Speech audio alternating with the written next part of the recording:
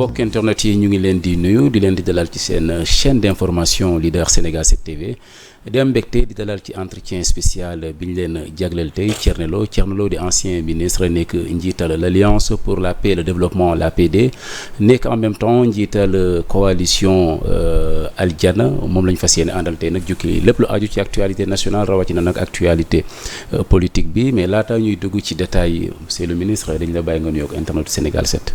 waaw monsieur Thior maa ngi lay remercier ci invitation bi. ndaxte li ngeen di def dafa am solo. parce que su ñu nekkee dans un pays où tout est à faire. nekk dans un nouveau monde avec ses enjeux. dañu war a appliquer toujours ce que les Russes à l'époque avaient dit à la jeunesse africaine qui était partie là-bas. bi ñu fa toogee di xool bay bëgg a ñibbisi ñu leen on va vous offrir un cadeau. Ils pensaient à un buste de Lénine ou à autre chose. ñu ñëw ne leen on vous donne un petit mot. qui explique. Donc quand nous sommes dans un monde de contexte de défis qui nous interpellent. dañu war a waxtaan ak nit ñi échanger expliquer leen parce que ce qui est évident pour toi ça l'est pas pour l'autre. kon la communication est un élément dynamique. bu nga xam ne bi moom moo war a dimbali nit ñi ñu am ay compréhension même su ñu amul consensus. le fait que nga xam li ma xalaat ma xam li nga xalaat.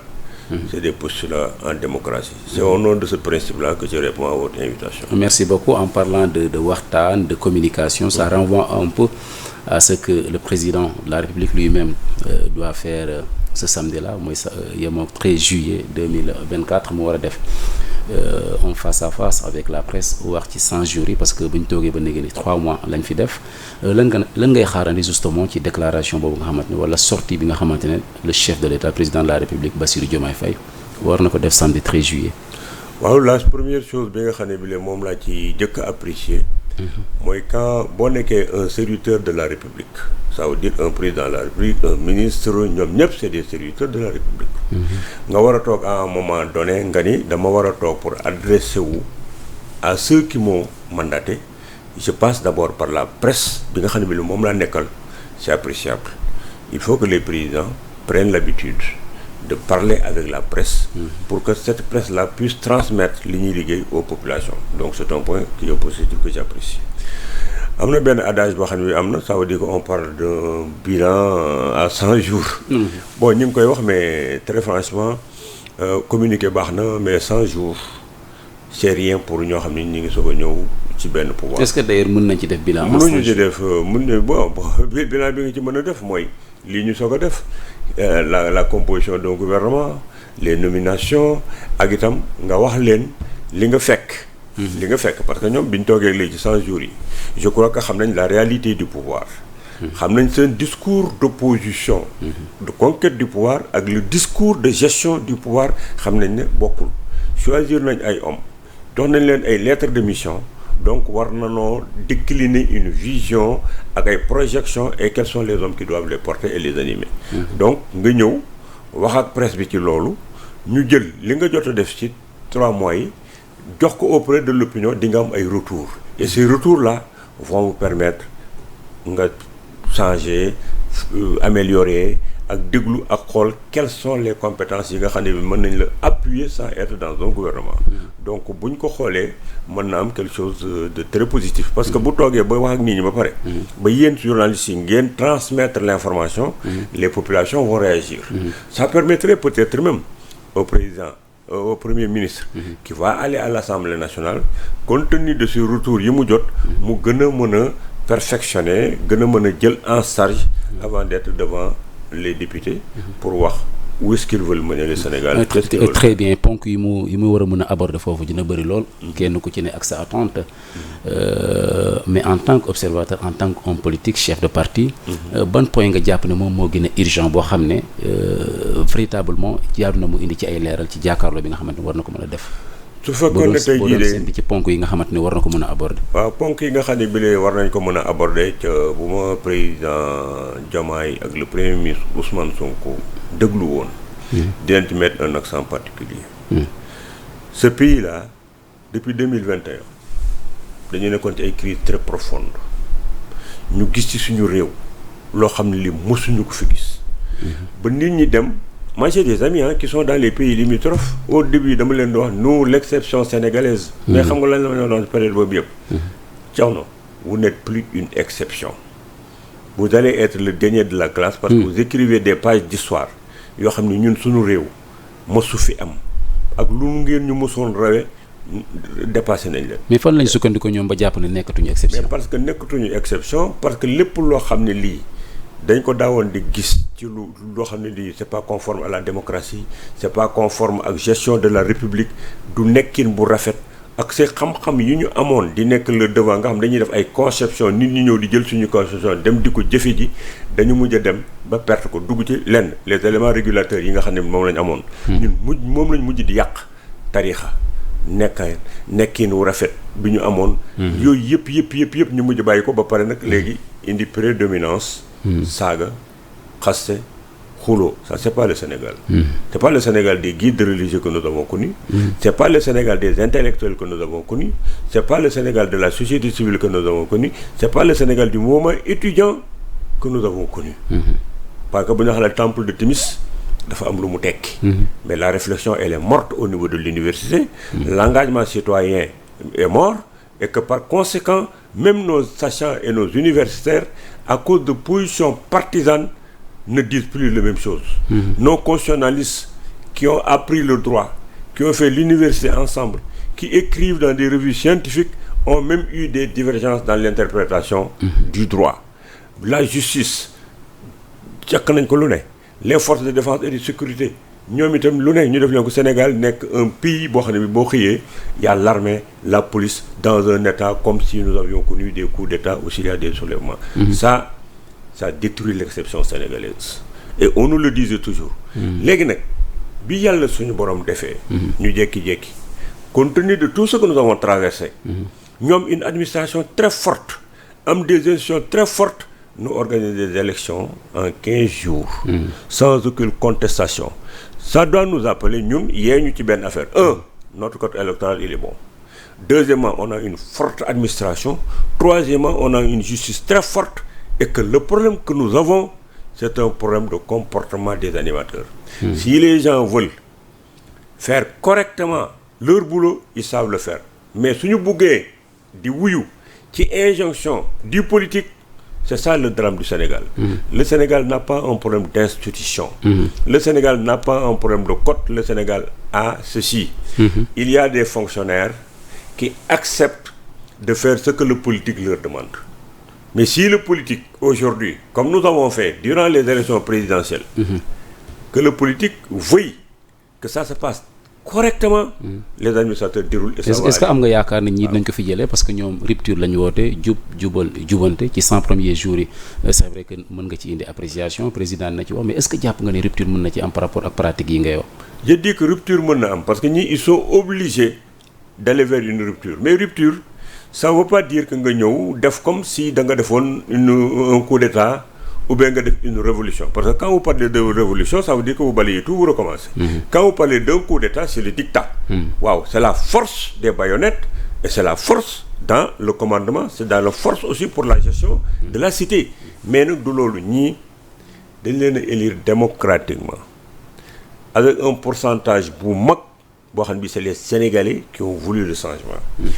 Am na ñoom lu ñu dund déjà ci opposition gisoon pouvoir ni mu doon comporté woo kon dañu war a fexe ba li ñu doon dénoncer ci opposition bi ñu nekk opposition les droits yi ñu doon réclamer nañ ko jox à l'opposition sénégalaise bu ñu yéegee ci kaw li ñii ñu remplacer doon def nañ fexe ba ñoom du ñu ko def bu ñu comporté woon noonu jël le miroir leur miroir nekk le régime du président Macky Sall ils vont pouvoir corriger et ils vont pouvoir répondre aux attentes des Sénégalais. Est-ce que ni ñu démarrer ni rassuré na la parce que ci rupture boobu ñu woote ci la ñu demander à ce qu'on rende public les rapports des corps de contrôle depuis 2018-2019 si je ne m'abuse publication amul côté OFNAC IGE tout ça bokk na ci actes ñu njëkk entreprendre le foncier également l'arrêt de construction sur le littoral ak yu nu mel mu di ay décisions yoo xam ne bi ñu ko jëlee ñu bëri jàpp nañ c'est des décisions courageuses est-ce que ni ñu tàmbalee noonu rassuré na la par rapport ak rupture bi nga xamante ne moom la ñu woote te justement dafa mel ni moom nga bëgg. Moi j'ai toujours milité pour la reddition des comptes et la transparence ci gestion wu li état bi moom. parce que je pars d'un postulat boo xam ne bii depuis que ma bokk CDP garab gi avec feu le professeur Iba Der Thiam yàlla na ko yàlla yërëm te yeexañu dañu mës a di théoriser ñun ne képp koo xam ne ki yaa ngi wax politique àggul àllaaxira naa fekk nga lépp lu doomu aadama séq ak moroomu doomu aadamaam ak lépp lu ñëpp bokk képp ku ko laal mbaa nga lekk ko boo dee yow ma xam di nga ko layoo au nom de cette foi profonde qui doit être le soubassement ci gestion wu li ñëpp bokk man transparence ci boppam dama ko mës a bëgg buñ la dénkee lu askan wi yëpp moom di la jox oto di la faj dootoo dépense dootoo lu nekk lu nit ñi di amoo ko boo dee dox ci mbedd mi bu xalif général toogoon sax boo dikkee xalif général bi day taxaw foo romb nit ñi ñu taxaw jox la les honneurs par rapport à l'institution kon yow war ngaa am sa aqulaay taala ak sa ngëmeel boo xam ni bii da ngaa war a liggéeyal askan wi kon reddition des comptes ku ko wax dama cee d'accord te il y a des choses inacceptables qui se sont passées dans ce pays que personne ne doit fermer les yeux sur ça lii problème nag mooy est-ce que boo ko tàmbalee est-ce que di nga yemale ñëpp est-ce que di nga dem ba mu jeex. ci forme bi gis nañ ko ci mel ni Madiambal Diagne di ci wax jàpp ne ñoom tamit dañ leen war a fouiller jéem a xool dellu ci ginnaaw tuuti parce que ñu bëri si ñoom ay inspecteurs des impôts et domaines est-ce que loolu tamit xel mën na ko nangu ni ko Madiambal waxee parce que tout le temps muy def ay sorties à travers ses chroniques à travers la presse et tout ça jàpp nga ne war nañ mën a dem ba si ñoom sax retourner un peu en arrière daal di fouiller li nga xamante ne moom mooy seen moomeel ci côté foncier bi surtout. xam nga état lañ nekk. ñoom la Sénégalais yi fal ñoom ñoo ne woon bu ñu yégee dañuy indi ay transparence dañuy leeral kon ñoom ñoo am possibilité demander au corps de contrôle et à l'administration d'agir kon kuy wax da ngay wax ci principe mais doo wax ci sa bëgg-bëgg ak sa esprit boo xam ne bi da nga bëgg di fayantoo te loolu moo yàq Sénégal. Sénégal nañ ko teg ci loo xam ne lii yoon wi dañ koy teg ci ñëpp ba nga xam ne bi fi ñu koy jaareel dina dem te loolu lii lañ rek lañ war a def. te loolu foofu laa bëgg a joxe suma xalaat. mooy fan. Le président Diomaye et le premier ministre Ousmane Sonko ont été élus pour changer nekkinu nit ñi. joxe bien-être sécuriser nit ñi jàngal leen faj leen. au nom de ce principe-là waruñoo accepter ñu leen di tirer vers le bas ou bien ñuy vivre ce que le président Macky Sall avait vécu bi ñu ko falee mu di ko toog 3 premières années président Macky Sall il n'a pas travaillé. Il a passé tout son temps à prendre des milliards du Sénégal di ko def ci la traque d'un homme qui était Karim Wade et ñu àndal ak ñoom résultat des courses est-ce que aujourd'hui les Sénégalais peuvent faire le bilan pour dire que ces 3 années de traque et les milliards yi ñu ci def voilà ce que ça nous a rapporté terewul ñoom bi mu leen remplacer ay équipe am di nekk ay prévaricateurs dikk di def bay def pire que ce que les Karim avaient fait donc nous avons perdu de l'argent du temps et le phénomène s'est aggravé ñii kon bu ñu dikkee ñoom li ñu war a def mooy ñu bàyyi les corps de contrôle qui sont expérimentés si le politique ne les aiguillonne pas ne leen def leen seen liggéey billahi képp koo xam ne ki nekk na foncier nekk politique publique ak lu ñu la mos a jox ci xaalis dinañ ko segg ba mu seet parce que ils vont le faire froidement ñoom bu ñu duggee fenn xooluñu la tête du client xooluñu dara. Si vous regardez les rapports de l'IG et de la Cour des comptes di nga xam ne c'est des gens yu jàng mën seen métier et di ko def avec foi bu ñu la indi les conclusions yi nag fa la politique bi di xool li muy def si c'est l'IGE mën nañ ko envoyer au tribunal boo neexee président bi mu jël ko dugal ko ci tiroir bi parce que nous n'avons pas encore réformé c'est le président qui envoie l'IGE c'est le président qui a les rapports il en fait ce qu'il veut et si il est dans la légalité parce que ñoo ko na sur le plan moral lañ mën a wax ne bu ko jotee gis ne kii lekk na xaalisu askan bi teñ na léegi ay sanctions administratives lañ ko war a def ou bien dañ ko def ay sanctions pénales daf ko war a yóbbu kon ñoom nanu bàyyi les corps de contrôle wax leen ne xoolal leen ñu lii xoolal leen ñu foncier bi xoolal leen ñu lii patrimoine bâti de l'État xoolal leen ñu les terrains xoolal leen ñu lii ba pare ñoom nag léegi le président Diomaye et le premier ministre Ousmane Sonko nanu concentré wu maintenant sur le problème de la santé le problème de l'éducation le problème de l'agriculture le problème de l'emploi des jeunes buñ ci concentré woo ñoom di liggéey ñee di def seen contrôle dinaa am li ma gënal mais pour le moment je trouve que ñi ngi leen di tirer vers le bas. ñen ñoo leen di tirer vers le bas c'est l'opposition c'est l'opposition qui a ses VAR. Xam nga opposition xam lan la am. ay VAR la yor. bu fekkee le premier ministre Ousmane Sonko. dafa bëgg a toog. di tontu VAR li mu def ci ay VAR parce qu'il a parlé de tout quand il était dans l'opposition li mu yor ci ay multitude de VAR ci 5 ans yi. gars yi mën nañ toog toujours di ko génneel ay VAR. jàppoon ni VAR yi mën na ko sonal. wala non c'est-à-dire que VAR yi xam nga VAR fan la koy sonale. su bëggee toog di tontu VAR. soo dee tontu VAR. doo dem xam nga yow li nga war a def. tu réponds par l'action du ñoom dañ leen wax naan ay salafistes la dañoo xeex tarixa yeeg affaire yooyu. mais bi ñu gisee le président Diomaye ñëw dem seeti visiter ci tarixa yëpp. ñu gis le président Sonko il vient de faire la même chose. ñu wax cër bi ñu war a jox tarixa yi. wax les éléments de régulation yi nga xam ñu ngi koy def ci biir réew mi. mais ce débat il est mort kenn waxatu ji parce que action la léegi soo dikkee toog nga toog xam nga le discours de conquête. du pouvoir. est différent du discours de gestion du pouvoir. mën nga toog am sa ambition bu nekk nga wax ko. nga dikk toog soog a dugg nag dans le fond des choses parce que dossiers yi da nga ko doon gis à distance. yenn yi dañ la koy wax yi ci des da nga koy lire mais boo dikkee bañ tegal la rapport yi. tegal la le budget de l'État. tegal la les engagements aussi bien diplomatiques que financiers du Sénégal. à partir de ce moment boo deful ay révision de conception. booba doo nit. est-ce que Ousmane Sonko Thierno Lo mu ngi def une révision de conception parce que li ñu gisoon quand il était dans l'opposition mooy discours yi il a parlé de tout noonu nga ko waxee nga jàpp ne actuellement qu'il est arrivé au pouvoir ba nekk premier ministre warul tontu mais Ousmane Sonko mu ñu gisoon grand théâtre Ousmane Sonko buy tontu la dem sax bay wax ci ay tapis rouge dinaa dox ci tapis rouge yi ba mu neex ma est-ce que donc par rapport ak li ngay wax ni posture moo am ni c'est rassurant. mais loolu laa wax xam nga dama commencé ne la si je peux donner un conseil. Ouais. C'est-à-dire que si le président Ousmane Sonko se met à vouloir parler de l'opposition di tontu ay waar on le tire vers le bas du dem xam nga lan la war a def. mooy opposition dafa baax ci réew. opposition munoo fexe ba muy wax sa côté positif.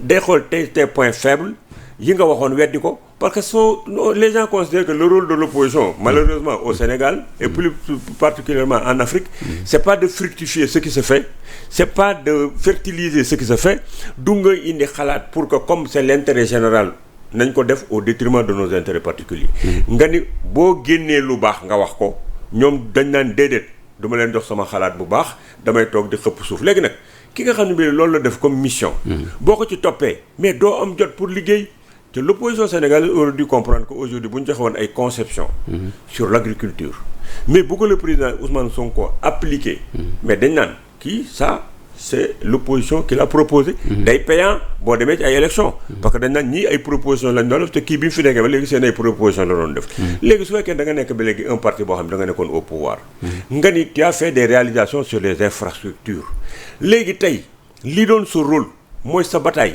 mooy tu prends ton bilan nga tegal ko le président Ousmane Sonko ci ay bëtam bu Ousmane Sonko président PM Ousmane Sonko jógee ne Malick Ndiaye le ministre Malick Ndiaye dafay dem inaugurer ci BRT bi mais man su ma nekkoon tey Benno Bokk Yaakaar laal wax APR ñu bàyyi ma toog di gérer ce qui est la stratégie et la communication bu Malick ne day dem BRT bu dikkee ci gaaru BRT yi dana fa fekk tous les militants de l'APR taxaw fa di ko xaar bu ñëwee ñu tàcc ko waaw c'est di Macky Sall demee bis bu demee ci terre bi ma jël nit ñëpp ñu ñëw taxaw monsieur le ministre tàcc ko ça c'est nous booy dem Touba jël autoroute de la Touba ma topp la booy dem ci hôpitaux yi ñu def yëpp foo dem man maay def comité d'accueil bi sol sama yëf tàccu la bu baax a baax ne la nag def ci équipement yi pour que dootuñu dem ay Tunisie di fa yóbbu suñuy malade tabax nan ko am na lu ñu fi def fexeel ba nos médecins du ñu jàngalati fii ay étudiants ba pare di jël seeni malade di leen ko yóbbu nga régler le problème des plateaux médicaux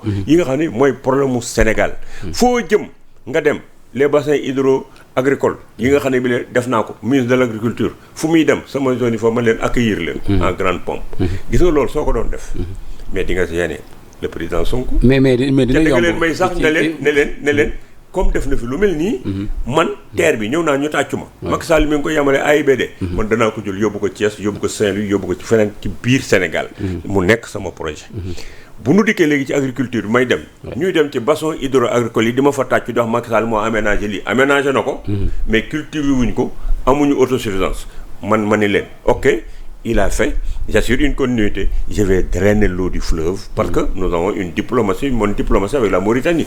damay jël lac de Guiers yi ak kii drainer ndox mi à l'intérieur du Sénégal pour que ma def un exode urbain pour que nit ñi dem am une agriculture diversifiée avec des plus-values pour aller vers une industrialisation. loolu mooy sumay combat. yooyu nag lañ war a def yooyu nag ngay wax Thierno Lo. waaw doguma la mais bu opposition actuelle bi gisee Ousmane Sonko quand il était opposant di woote gatsa désobéissance civile nekk ci ba jël réew mi di tirer sur tout ce qui bouge jéemul xool lu baax ak lu baaxul pour moom jàpp na ne lépp baaxul. alors bu kooku gérer opposition bi noonu ba egsi au pouvoir ñii nga leen di déggal ñu sol seen yére dem di leen di tàccul est-ce que di nga neex a déglu dans ce cas ci conseil bi ngay joxe di par rapport ak li nga xamante ne moom la Ousmane Sonko. mais c'est que opposé woo ak ñoom ni ñu jàppale. mais c'est que man booy def émission. xooluma koo xam ne ki day kontaan ci li may wax ou bien ku kontaanul ci li may wax.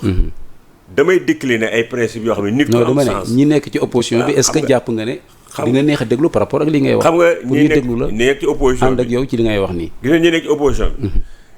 am na ñu ci nekk ñoo xam ne am nañu xel. gis nga lii ma leen wax comme stratégie aujourd'hui xeex ak le bilan du président Macky Sall man loolu moom laa gis nga li ma leen doon wax bi ñu nekkee opposition nii. di xeex ak ay président le premier Ousmane Sonko ak ñoom Diomaye di leen topp di saagaante que dóorante dama leen doon wax ak yéen. li ngeen war a def mooy jël leen votre bilan mu nekk seen ay éléments. waruñu dugg ci gatsa comme ni ko Ousmane Sonko loolu waruñu ci dugg parce que xoolal ku la saaga. ne la nii yow jëlal bilan ne ko ñun daal duñ saagaanteel ñun daal lii la ñuy réaliser def nañ hôpital fii. def nañ hôpital fële. def nañ la terre ngay répondre par des réalisations et c'est ce que le président Ousmane Sonko doit faire gis nga le président Ousmane Sonko il faut l'aider. parce que il y a deux Ousmane Sonko. mooy ban ak ban.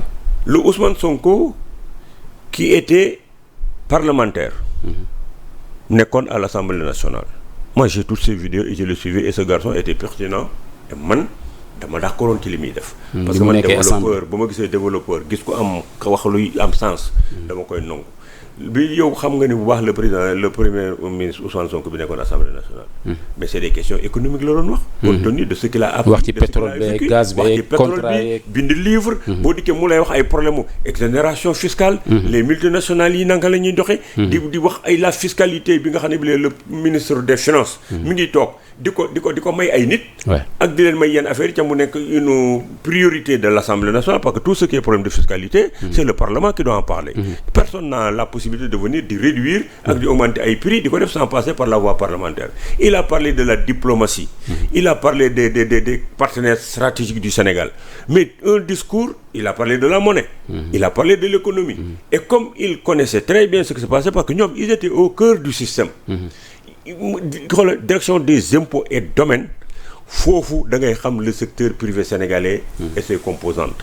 parce que yow mi nga xam ne bi yow yaay dem di contrôler entreprise yi yow yaay xool bilan yi yaay xool ku fraude ak ku fraudul yow yaa gën a xam quels sont les capitaines d'industrie du Sénégal quels sont ceux qui payent le plus d'impôts quels sont ceux qui emploient donc les présidents Ousmane Sonko Diomaye et le premier Ousmane Sonko dañu xam les acteurs économique kon bu ñu buggee teg toujours xam nañ fan la ñuy teg xam nañu où se trouve le mal donc moom il a de la matière pour aller vite parce que am na yoo xam ne daf ko doon dund daf ko xam ñii duñu ay étrangers ci biir affaire bi parce que ils ont pratiqué ils étaient au cœur du système li leen dese mooy nañu def mise en œuvre te bañ a toog di xuloo gis nga xuloo ak saagante xam nga kan la arrangé.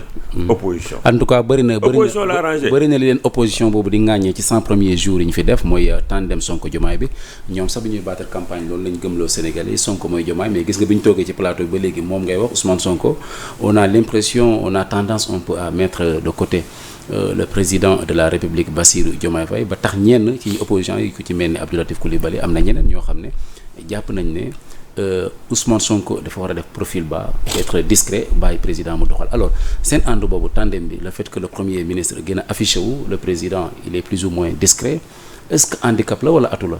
xam nga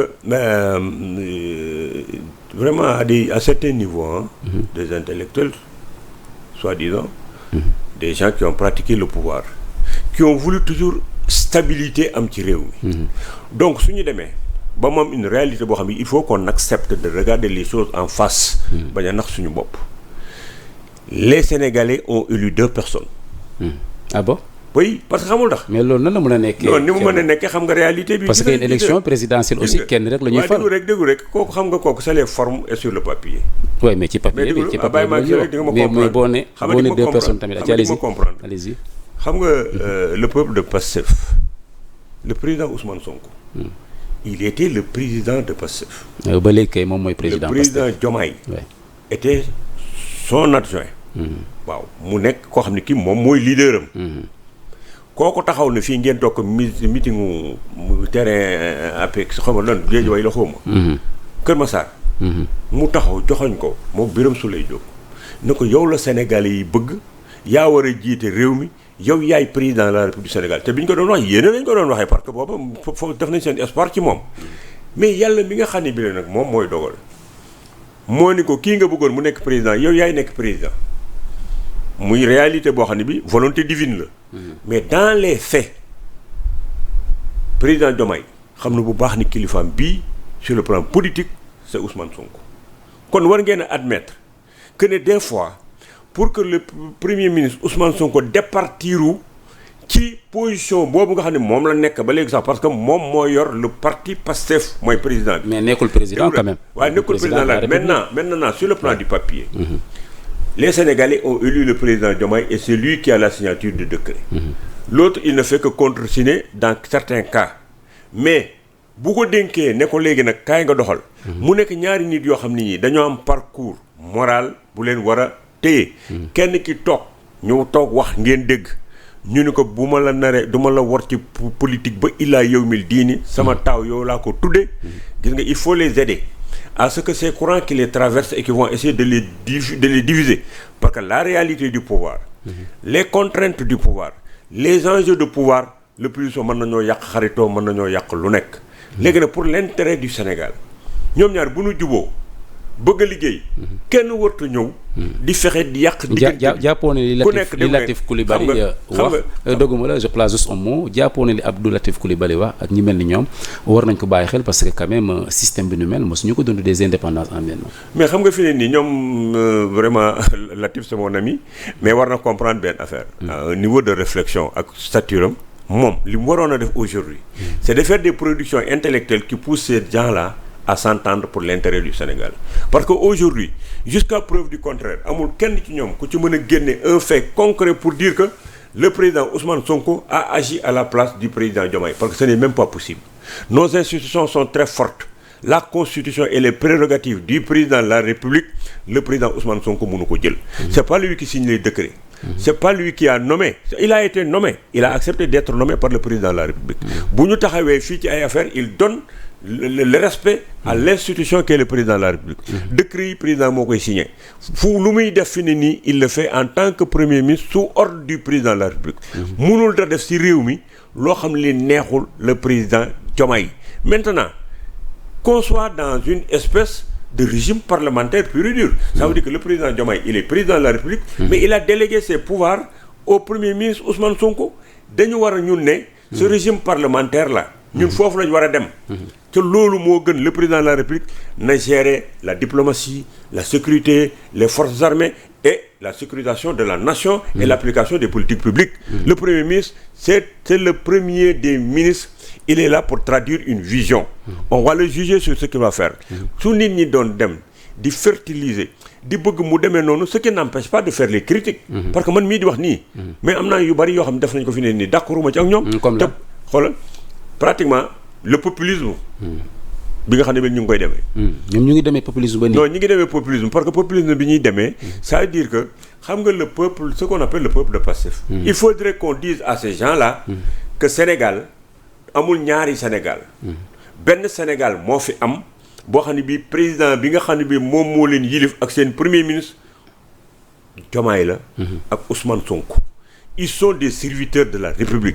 C'est sur nos deniers qu'on les paye, donc chacun a son mot à dire, chacun a le droit d'être appelé pour servir la République. Il n'y a pas ici des Burkinabés ni des Ivoiriens, et que ce n'est pas le peuple de Pastef qui a élu le président Diomaye. Il est vrai qu'ils ont fait des sacrifices, il faut le reconnaître. C'est des jeunes qui ont perdu leurs bras, d'autres ont fait de la prison, certains ont perdu leurs parents, certains ont perdu leurs amis. Il faut les encourager et les reconnaître, cette volonté de changement, ce modèle qui montre qu'il y a une jeunesse qui peut être consciente pour dire que nous voulons le changement, nous allons l'avoir pour toutes les conditions. Donc, le président Diomaye et le premier ministre Ousmane Sonko ne doivent pas obliger cette jeunesse-là.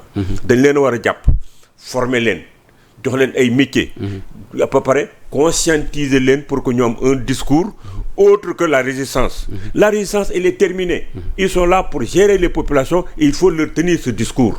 Quand le président Ousmane Sonko a reçu la jeunesse, moi j'ai fait une contribution à eux de leurs responsables pour lui dire, je te demande de demander au président Ousmane Sonko de regrouper tous les jeunes. Et quand je parlais des jeunes, je ne parlais pas des jeunes de Pastef. Moi, je parlais de tous les jeunes du Sénégalais qui ont les mêmes problèmes.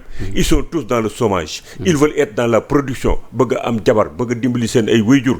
Lii waa APR ci boppam amoon na ay jeunes yu fa nekkoon di vivre les mêmes souffrances que les jeunes de Pastef. C'est des questions d'emploi. Bëgg tekki la ma ne ko nag bu leen dajalee mu tenir leen un discours de vérité d'abord pour leur dire que tout n'est pas possible maintenant. Qu'il les fasse rêver, comme John Fitzgerald Kennedy avait fait rêver les Américains pour qu'ils soient sur la Lune actuellement.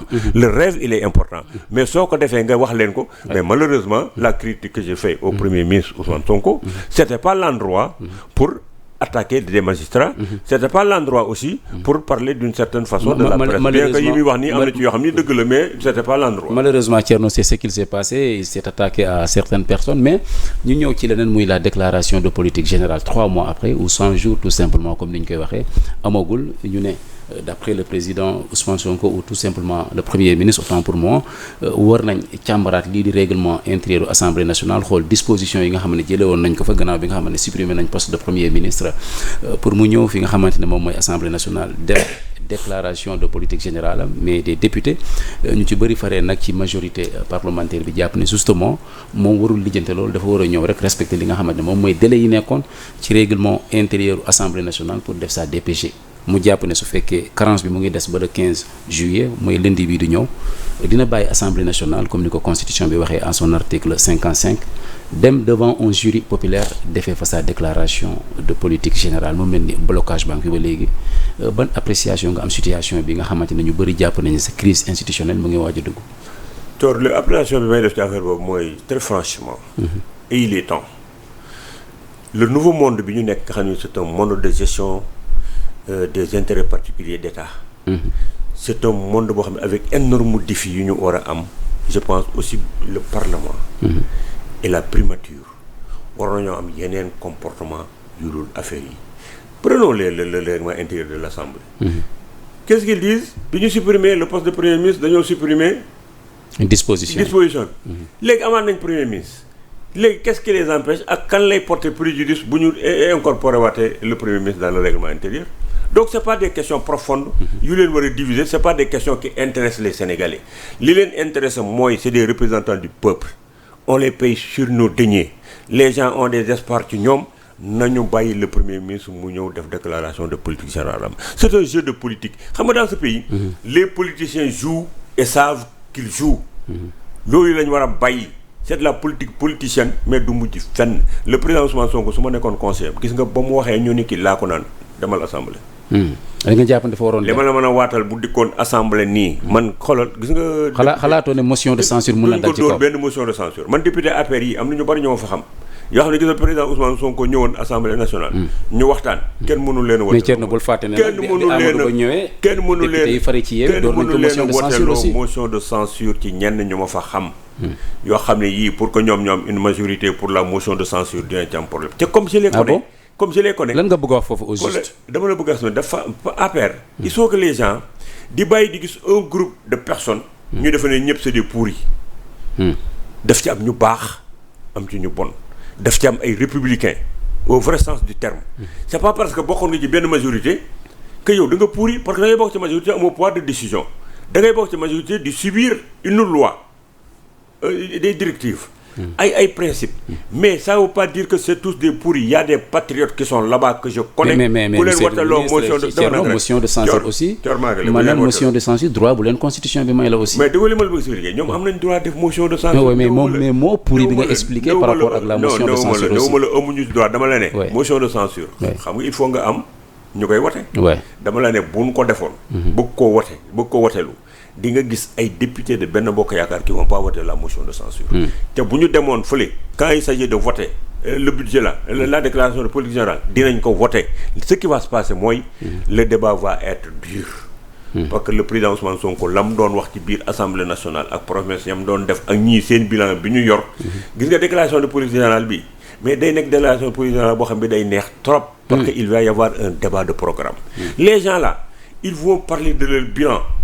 ils vont sortir au président Ousmane Sonko yi nga doon wax bi nga nekkee fii ci biir assemblée nationale foo ci tollu léegi. moom itam il va se préparer parce que vaaram yooyu yor na ko. gis na li gars yi réalisé. mais je suis très content que mu ñëw assemblée nationale le débat il va être dur. il va être productif te bu ñu paree. si on tire la synthèse. les gens peuvent sortir un programme qui va essayer de pousser le Sénégal vers le haut et non vers le bas. donc ce débat il est puéril. képp koo xam ki yaa ngi def defal contribution pour dire monsieur les gars arrêtez votre jeu et décidez pour que ce pays n'a plus le temps di taxaw di wax défi yi dafa énorme réew mi ñoo ko bokk. il faut que les gens là écrivent les plus belles pages de l'histoire politique du Sénégal parce que aujourd'hui on n'aura pas besoin d'un feu professeur Ibrahima Thiam pour raconter l'histoire. Il suffit d'un clic pour que nos enfants de maintenant et de demain puissent savoir quel a été le comportement de mais Thierno, est-ce que d'accord nga ci décision bi Ousmane Sonko jël le 15 juillet su fekkee la carence reste intacte? Non, jusqu'à ce jour ça reste devant un jury populaire. C'est le coup qui rend aux parlementaires qui disent qu'ils veulent supprimer tel article pour tel il ne gëmoo ne dina ko def le 15 juillet. gëwuma ko te waru koo def. Le président Ousmane Sonko xam ne lépp lu mu def en dehors de l'Assemblée nationale loolu amul benn validité à moins qu'il veuille dire. pourtant nee na débat boobu mooy ëpp niveau de par rapport à ce qui se passe à l'Assemblée nationale. kenn falu leen na ko def ci Sandaga na ko def ci place de l'Obélisque képp ku fa dem kenn falu la. nous avons dit que notre pays est géré par des institutions. Il y a le législatif, le judiciaire et nu mu tuddati l'exécutif. nee nañu lii di nga xam ne mooy suñu ay politique économique du ñu yor nous sommes régis par une constitution. constitution boobu moo jox des prérogatives à l'Assemblée nationale. jox premier ministre ay prérogatives am ce qui fait votre validité faut pas nga refuser ko à l'autre. Moi vous voulez que je sois le premier ministre moi je dois reconnaître que vous êtes le parlement. ma ñëw ci parlement bi wax fan laa bëgg a yóbbu Sénégal ngeen voté ma dem exécuter ngeen assurer le contrôle. C'est ça la République. loolu mooy suñu ay institutions ñoom ñëpp ku ci mën a déroger amul. moom xam na ni lu mu voté Sandaga. mbaa mu def ko Parcelles Assainies.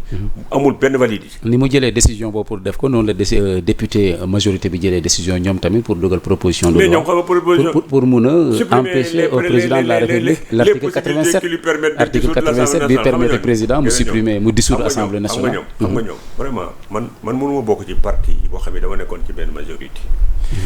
toujours j'ai appelé au respect des institutions. J'ai toujours appelé à un comportement responsable et républicain pour l'intérêt du Sénégal. mooy ñëw léegi di utiliser yenn artifice ak yenn affaires yoo xam ne bu fekkoon ne ci pouvoir bi laa nekkoon nit di ma ko bëgg a wax. def du ma neex. dañu war a bàyyi président dissoudre assemblée saa yu ko neexee. bis bu nu gis nga que le président de la République qui est élu. puisse venir dissoudre l'Assemblée nationale ça fait partie des principes de fonctionnement démocratique. yooyu ba tey ñu ngi ci. constitution moo ko may ñoo ngi ci li constitution maye man gis nga man. constitution laay sukkandiku. man sama wax boo gis ma wax ko. constitution laa taxaw. je suis un défenseur de la République. je n'accepte pas qu'on fissure cette République là. ku ko mën di def di nga ma gis ci sa kanam. pourtant président Macky Sall bëggoon na ko dissoudre. bëggoon na dissoudre. mais ñoom dañoo bañ aussi. les députés de la majorité tout comme les députés de l'opposition. est-ce que donc seen démarche amul cohérence. xam nga députés yi aussi bu ñu nekkee assemblée nationale mënunoo def lu leen constitution mooy. soo dikkee bëgg leen a fragiliser. te constitution may leen ne leen lànk leen fii ngeen koy teg. dañ koy teg foofu nan nangul le fonctionnement démocratique des institutions. je ne refuse pas de faire une motion de censure am nañ ci droit. bu président Sonko ne léegi day dissoudre assemblée nationale bi. te ñoom ñu gisee seen comportement c'est un comportement politicien qui veut dindi lu fi mas a nekk. ak loo xam ne ñoom dañ ko amoon muy dem. ñu ni léegi dañuy supprimer possibilité yi mu am pour supprimer ko. ils peuvent le faire su fekkee amatuñu benn comportement républicain mais. constitution loo ci utiliser di ko fatt rek am na lu ko ubbi. Le président Ousmane Sonko ñoom mënuñoo fexe ba du diriger réew mi gis nga si jamais ñu utiliser woon cet article là pour ne ko léegi voilà doo dissoudre assemblée.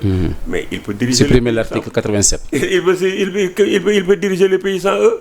mën na toog fi léegi di jël ay plein pouvoir yi ñu ko jox par l'article 56 je crois de prendre des décisions dem fii ay ordonnances ak ay lu ne mu di ko def di réguler di dem lu ci député yi mën lu ci mën. suñu demee fii conseil constitutionnel lañ mën a daw. di dem ab ne fa conseil constitutionnel. ci 100 jours yi Thierno ci 100 jours yi ci lañ gis déguerpissement yi le premier ministre Ousmane Sonko demoon Colobane démb tamit gis nañ li xew Sandaga affrontement yeeg ba bu jotam ay blessé tout à l'heure le maire de Dakar Plateau mu ngi def communication en tout cas sur cet incident là alors décision bi ak démarche bi nga xamante ne état central bi jël na ko ànd ceeg les collectivités territoriales ak coow li mu jur ban jàngat nga ci am. foofu itam li ma ciy jox da nga xam ne bi la je voudrais que ñu retenir ko mooy lenn il faut pas que nit ñi di jéem a opposer les municipalités à l'état central. Municipalités ay démembrement de l'état central lañu. ñu confier leen des missions c'est ce qu'on appelle les compétences transférées. Compétences transférées yooyu bu ñu leen ko joxee aussi amul ñoom benn possibilité doole bu ñu am pour dem sans l'état central da ngay gis sax benn commune boo xam bi mënut a jënd sax ay benn tasseuse pour s'occuper de la gestion des ordures de son quartier. mënut a régler les questions d'assainissement.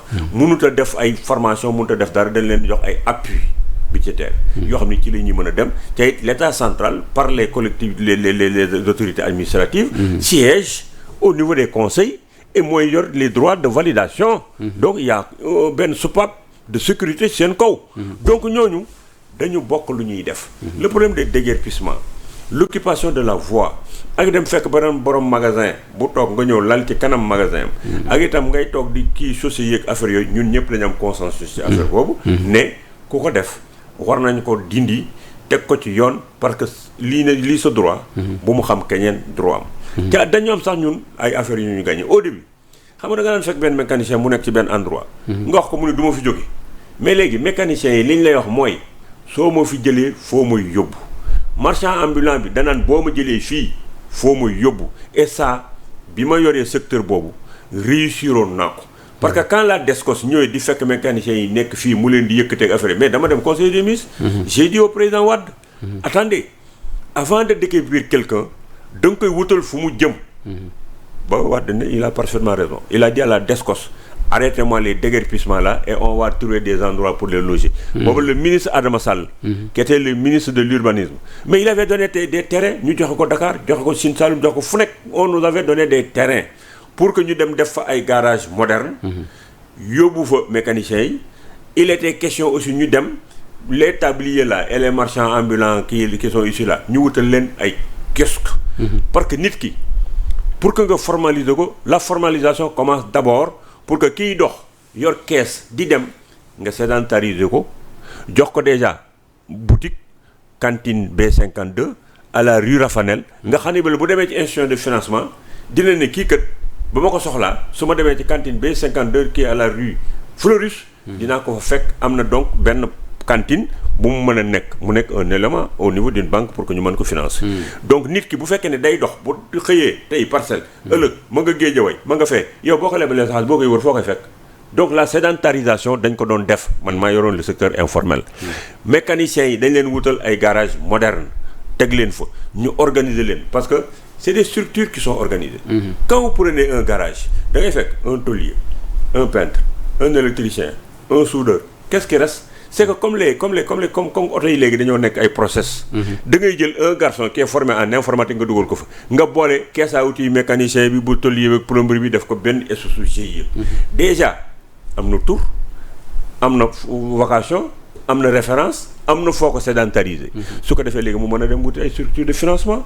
Quelle est la deuxième étape pour les renforcer? Vous savez le parc automobile de l'administration sénégalaise xam ngeen naka la toll.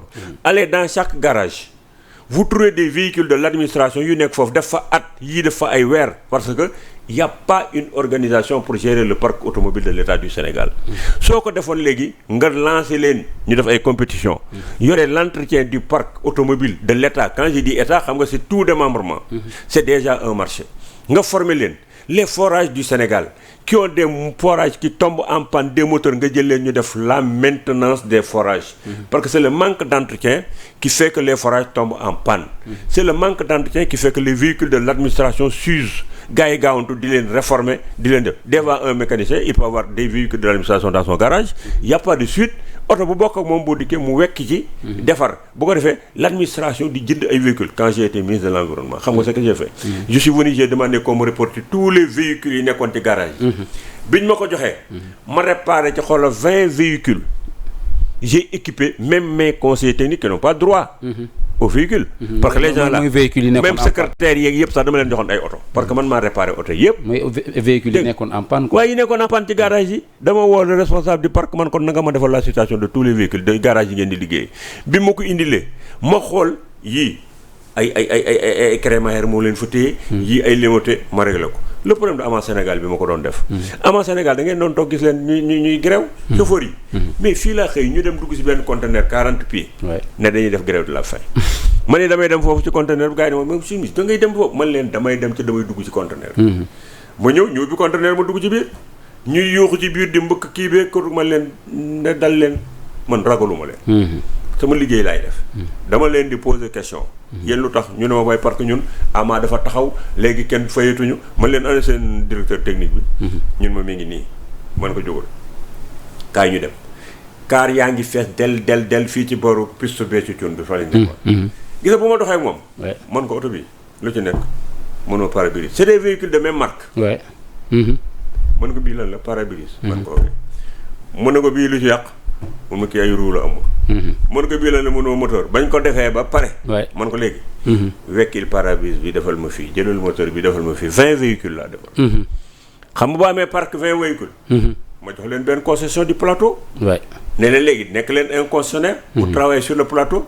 problème la dawal oto. ñëw technicien de surface jël mbalit mi def si nga dem tuuri ko mbëbës bu fin du mois jotee nga facturer. ñuy facturer di gagner ay 15-20 millions. di ko séddoo ñoom chauffeur yi. grève ba jeex. boobu jeex mais ci sur le cas précis là.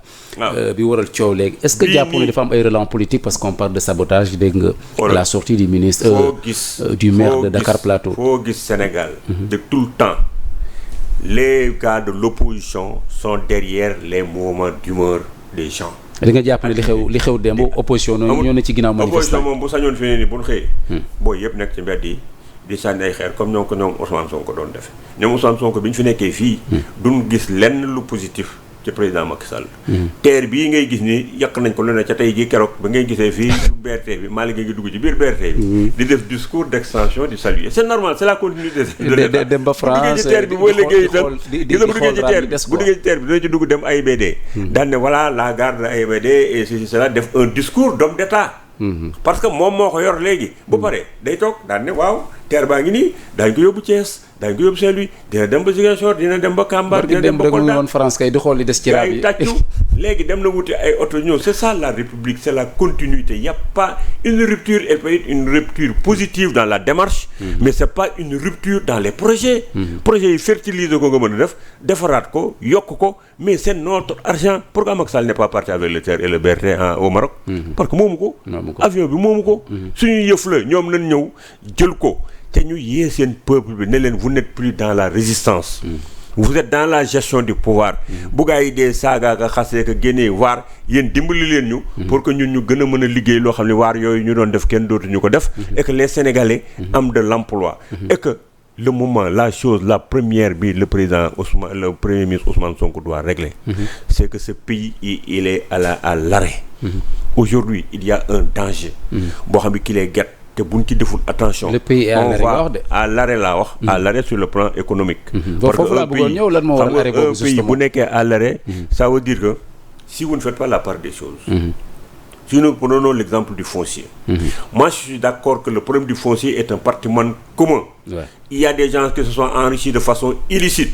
man mii nga xam ne bi la maa leen jëkk liggéey occupé ay postes de ministère comme ñoom au moins 1 centimètre carré de terrain ma gis nit koo xam ki du woon dara léegi am ay immeubles. waaw te surtout gis nañ li am mbuurkat dañ ko jox suuf bu ñu la joxee xam nga yow bu ñu la jox yow tey bu ma la joxoon 1000 mètres carrés de terrain. yow mënoo koo tabax.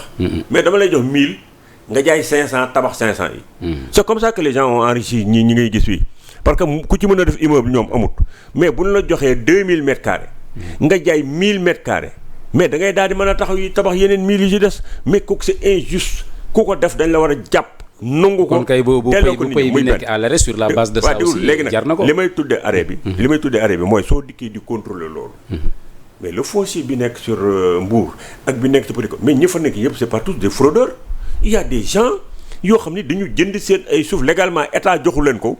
mairie joxu leen ko. ñu respecter des procédures ba war a def seen projet d'investissement personne n'a le droit de les bloquer.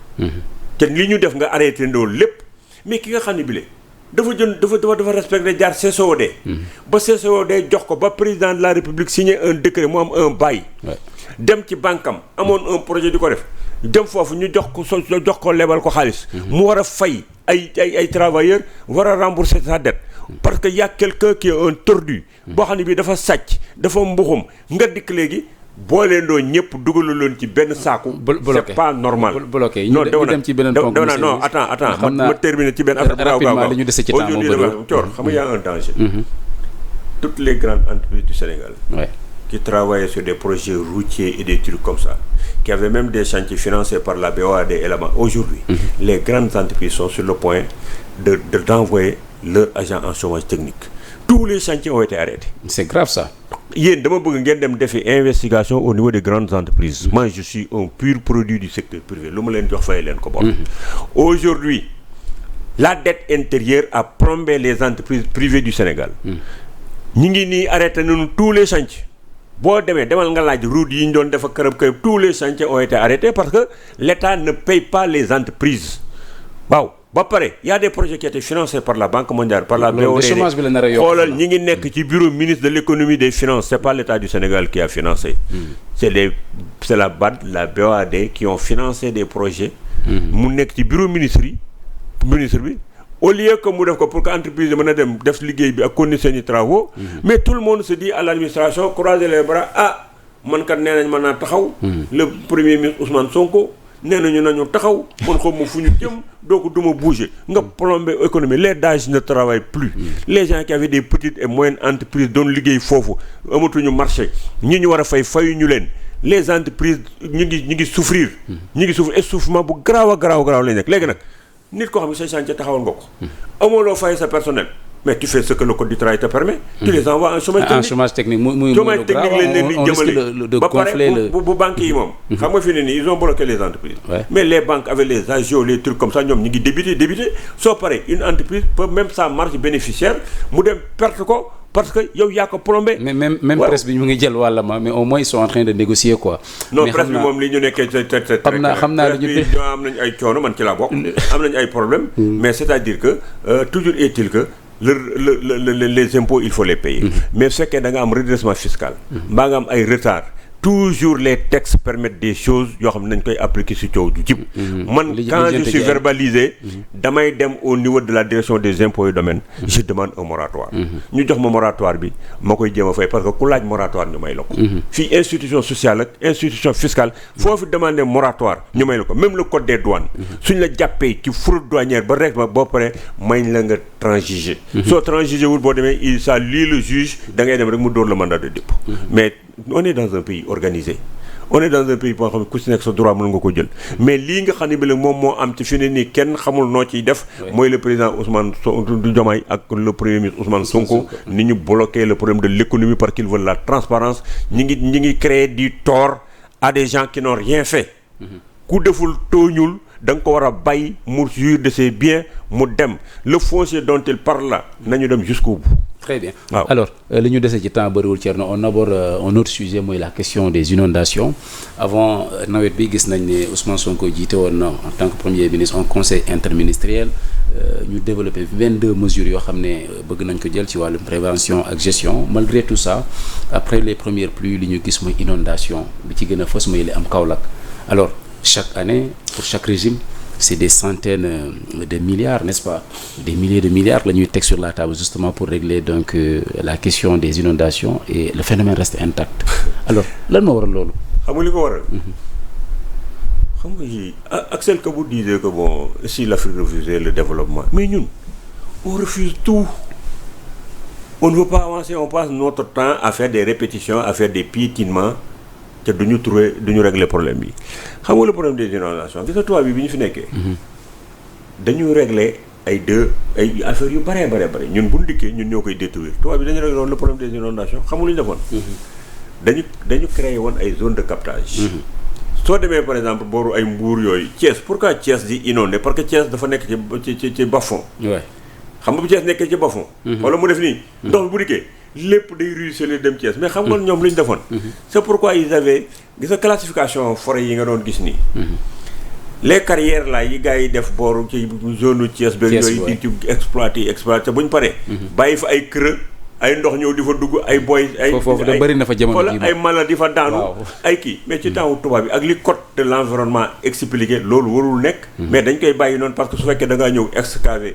des trucs pour def boo paree dañ lay wax nga def remise en état ça veut dire que da nga ko war a sakk maaselowaat ko ba mu baax a baax defuñu ko léegi forêt classée yi nga xam ne bi gis nga le déclassement là ça doit être un chantier du président Diomaye pourquoi les gens ont déclassé des forêts ak kan moo ko déclassé ak quelle utilisation lañ fay def gis nga bu ñu ko defee dinañ gis moo yi nga xam ne bi yëpp moom nekk inondation yi parce que forêt yooyu kenn waru ko woon a laal Dakar gii boo fi dikkee seen la zone de captage là bi nekk fii booru cité Belvédère kooku moo nekkoon zone de captage bi dafa nekkoon benn endroit bu ngande boo xam ne bi toutes les eaux de ruissellement de la capitale foofu lañ doon ñëw mais demal gars yi ko rembale def fay immeuble ndox mi ñëw di dugg biir CTO jaar Grand Yoff continuer inonder tout Dakar. Et chaque année on sort beaucoup d'argent. Pourquoi xooluñu kan moo ko rembler et pourquoi devons-nous accepter chaque année on prend des milliards on met ça dans l'eau aujourd'hui ils n'ont même pas fait l'évaluation du plan Orsec pour xool depuis inondation combien de motopompes la ñu jënd combien de raccords la ñu jënd combien de groupes électrogènes la ñu gën fu matériel boobu nekk mais chaque année les gens là les fonctionnaires sénégalais là ils sont très forts en élaboration de budget budget bi c'est des budgets yoo xam ni ay fonctionnement lañ ciy def jënd ay moto pompe jënd ay lu ne parce que xam nañ ne moto pompe yooyu xaalis la da nga koy jënd am na loo ciy am soo paree bu moto pompe yi paree nan xool plan Orsec ñu seen moto pompe yi fu mu nekk toolu gaa yu bari boo fa demee ay moto pompe moo fa nekk yoo xam ne dañ ko jëloon pour les inondations les gens n'aiment pas faire de l'évaluation dans ce pays boo dikkee jël un truc da nga war a évaluer les politiques publiques évaluer tout pour xam li nga fekk lan la ak nga fan nga mën a jëm le président Ousmane Sonko ne devait pas venir di def la même chose mooy nga jël xaalis di sotti ci biir kii mais da nga war a wax ne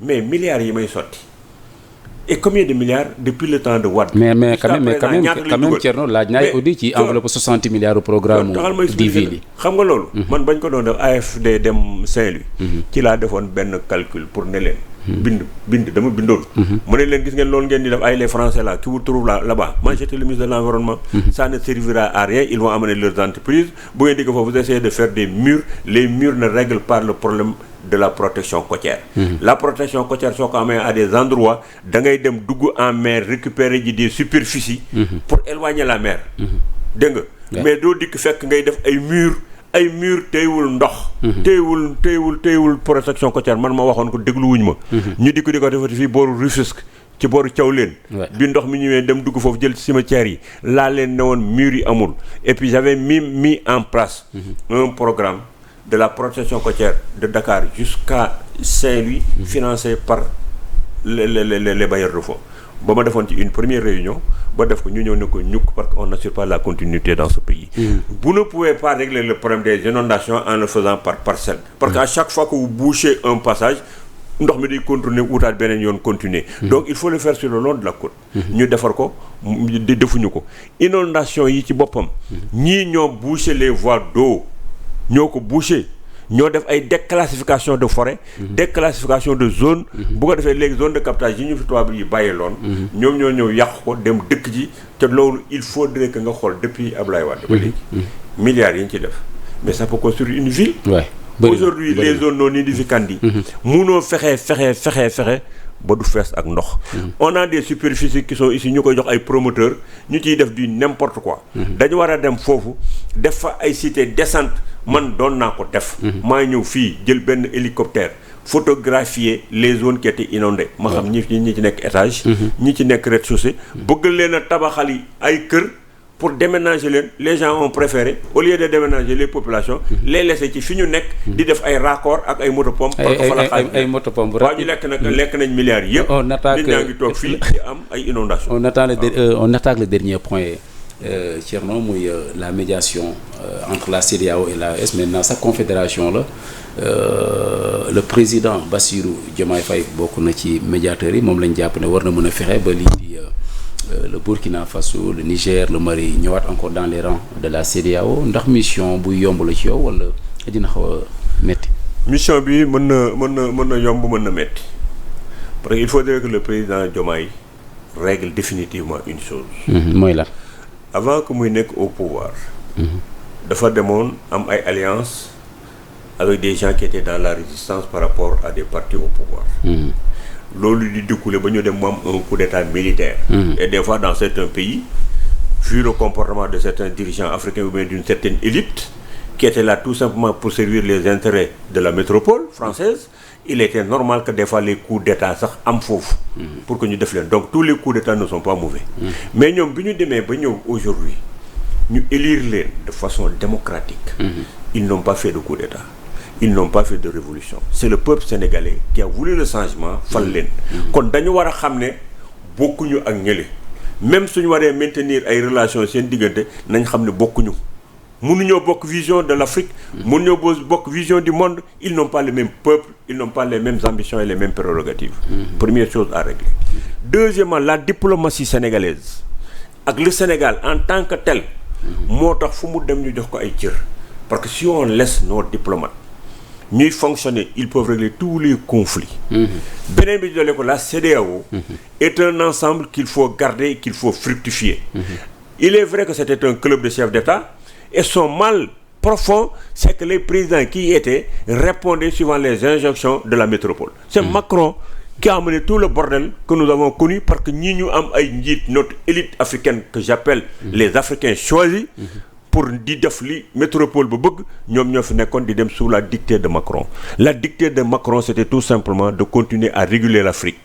On nous régule par les guerres tribales, par les ethnies, par les maladies, par les principes démocratiques qui ne sont pas les bons principes. Macron di diviser l'Afrique di jóor ay conditions mu am ay élite bu fi nekk di ko appliquer. léegi lu dal CEDEAO Macron moo ko def avec la complicité de certains présidents africains dont celui du Sénégal et de la Côte d'Ivoire. léegi ñoom bu ñu dikkee nañu reconstituer l'ensemble réconcilier ko dugalaat ci ay Burkina Faso Bénin ak ay yii yëpp. mu nekkoon un sous-ensemble dafa baax collé ko ñoom maintenant vers l'Union africaine ou bien les États-Unis d'Afrique. nañ commencer par des ensembles sous-régionaux. La CEDEAO est à encourager à fructifier à refaire pour que mu nekk une CEDEAO des peuples et pour les peuples.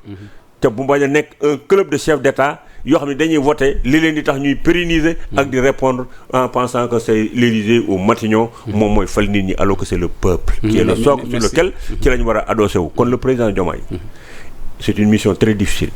Mais le Sénégal a toujours été leader dans beaucoup de choses. On a une diplomatie qui va l'accompagner. te itam mënut a am échec parce que lenn la day dem gisi ñii ñëpp mu jéem leen a réconcilier. dox ci tànku jàmm wax ci tànku jàmm bu réussiree alhamdulilah. bu réussirul il aura joué son rôle.